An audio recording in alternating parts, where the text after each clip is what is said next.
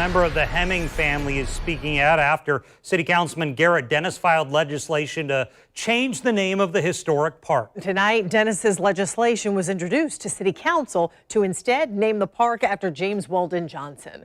The proposal comes after the city recently removed a statue from the park. News for Jax reporter Corley Field joining us live in Hemming Park after speaking with Elwood Hemming. Corley?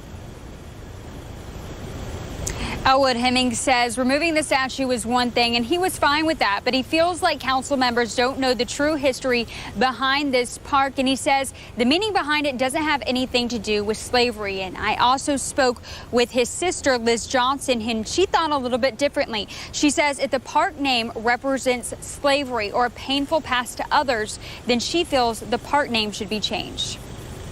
Hemming Park runs deep in Elwood Hemming's family. We have gone down there for the past 90 years with grandparents, great-grandparents, aunts, uncles. Hemming lives in Atlanta and is the great-great-great-nephew of Civil War veteran Charles C. Hemming.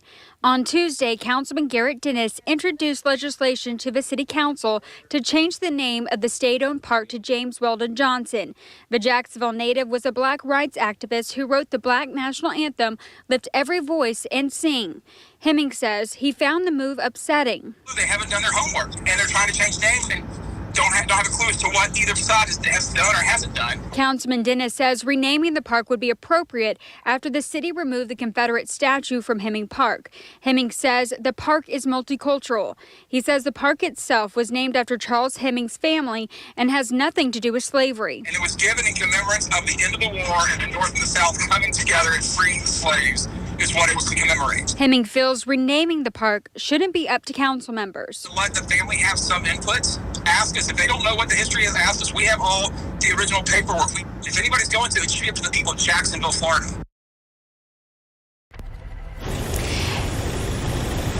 Councilman Garrett Dennis sent me a statement saying in part, "It is never my goal to silence the voice of the people, but I feel strongly that now is the time to be a leader and drive this very important change."